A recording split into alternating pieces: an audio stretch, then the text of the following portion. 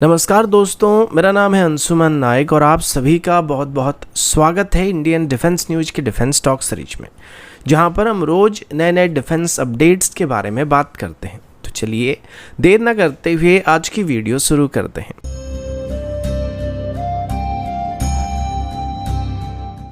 आज की पहली अपडेट एरो इंजन की तरफ से और अभी हम कावेरी इंजन के बारे में बात करने वाले हैं। तो फिलहाल ये बात तो कंफर्म हो चुका है कि अभी ड्राई कावेरी इंजन को बेस करके एक डेरिवेटिव इंजन को बनाया जाने वाला है और इसे अभी तेजस की एलएसपी यूनिट में इंटीग्रेट करके टेस्ट करने का भी फैसला किया जा चुका है, जिसके बाद इसकी फर्दर मॉडिफाइड वेरिएंट को बनाने का प्लान किया गया, जिसे कावेरी 2.0 कहा जाएगा। और ये इंजन जीटीआरई के मुताबिक 90 किलोटन तक की थ्रस्ट को जनरेट करने वाला है। अभी जीटीआरई की तरफ से बात बताया जा रहा है कि वो अभी पूरी तरीके से कॉन्फिडेंट है कि हम अभी कावेरी 2.0 को बना सकते हैं, जो कि सिर्फ तेजस MK1 नहीं बल्कि आगे चल के तेजस MK2 भी पावर कर सकेगा, क्योंकि जीटीआरई का कहना है कि तेजस MK2 में इस्तेमाल होने वाली जनरल इलेक्ट्रिक की 4N4 सीरीज के इंजन 98 किलोटन की थ्रस्ट को जनरेट कर सकता है, लेकिन भारत की हॉट और ह्यूमिड कंडीशन की वजह से इसका आउटपुट 10% के आसपास रिड्यूस हो जाता है। लेकिन कावेरी इंजन जैसे कि भारत में बनाया जाने वाला है, तो इसका जो भी आउटपुट रहेगा वो रिड्यूस नहीं होने वाला है, क्योंकि ये पहले से उसी कंडीशन के हिसाब से थ्रस्ट को जनरेट करने वाला है। अगर हमारी कावेरी 2.0 90 किलोटन की थ्रस्ट को जनरेट करता भी है, तब भी ये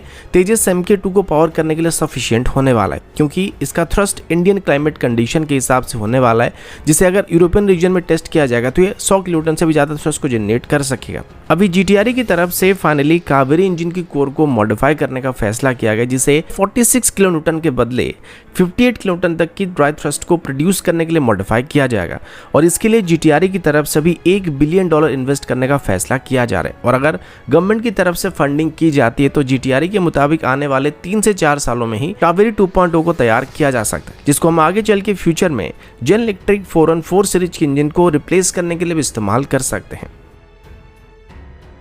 अगला अपडेट तेजस की तरफ से, अभी हम तेजस MK1 के बारे में बात करने वाले हैं।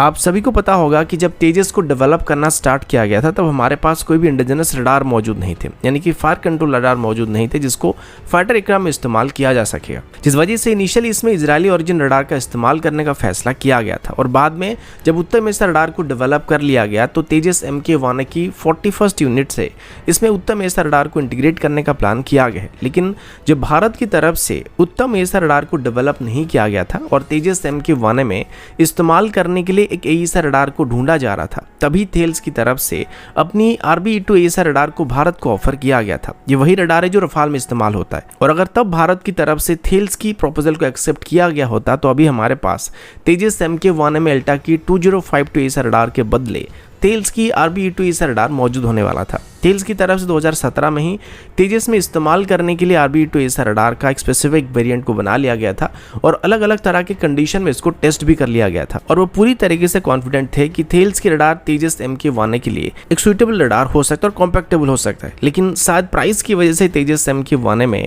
थेल्स की RBE2 एईसा रडार के बदले एल्टा की 2052 रडार को इंटीग्रेट करने का फैसला किया गया था। एक और कारण यह भी हो सकता है कि हम ज़्यादा मात्रा में तेजस MK1 में इंपोर्टेड रडार का इस्तेमाल नहीं करने वाले थे, जिस वजह से एल्टा के रडार को सिलेक्ट किया गया होगा, क्योंकि पहले से इनको जगवर में इस्तेमाल करने के लिए ऑर्डर किया गया था, तो बल्क में ये हमें थोड़ा सस्ते पड़ने वाले थे।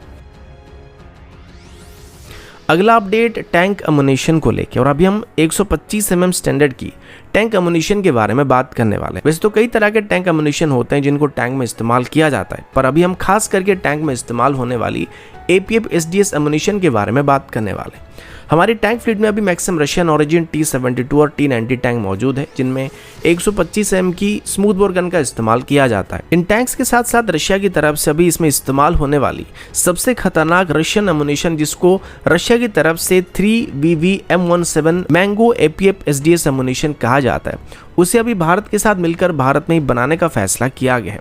इसके लिए अभी रोजोब्रोन एक्सपोर्ट की तरफ से एक इंडियन कंपनी के साथ टाई अप करने की बात की गई है, जिसके बाद वो भारत में इन मैंगो अम्यूनिशन को मैन्युफैक्चर करने वाले हैं। ये अम्यूनिशन खास करके सभी तरह के मॉडर्न मेन वेल टैंक की आर्मर को पेनिट्रेट करने के लिए डिजाइन किया गया, और रशिया के क्लेम के मुताबिक किसी भी कंपोजिट आर्मर को पेनिट्रेट कर सकते हैं। इन अम्यूनिशन को अभी मेक इन इंडिया स्कीम के अंदर जल्दी ही भारत में बनाना स्टार्ट किया जाएगा, और इसके लिए अभी कंप्लीट नई फैसिलिटी को बनाने की बात की गई है। इसके अलावा DRDO की तरफ से भी सेम स्टैंडर्ड की एमुनिशन को डेवलप किया जा चुका है, जो कि क्लेम के मुताबिक किसी भी नेटो स्टैंडर्ड की आर्मर्ड व्हीकल को या टैंक को लगभग 2500 मीटर की दूरी से डिस्ट्रॉय कर सकता है। और अब इसी कैटेगरी के एमुनिशन के लगभग 40,000 से ज़्यादा यूनिट को बनाने के लिए भी ऑर्डर को प्लेस किया जा चुका है। तो ऐसा नहीं है कि ये टेक्नोलॉजी हमारे पास मौजूद नहीं था, लेकिन एक और कंप्यूटर आने की वजह से जो कॉस्ट होगा वो थोड़ा सा यहाँ पे कम होने वाला है। अगला अपडेट अर्मेनिया की तरफ से। अर्मेनिया की बात करें तो ये पिछले कुछ सालों में इंडियन डिफेंस सिस्टम का एक मेजर कस्टमर बन चुके हैं और स्वाति रडार के बाद पिनाका रॉकेट्स और AT-AGS जैसे सिस्टम को अर्मेनिया पहले से ही भारत से खरीद चुका है। लेकिन अभी अर्मेनिया की तरफ से भारत से क्वासी बैलिस्टिक मिसाइल को एक्वायर करने का प्लान किया जा रहा है।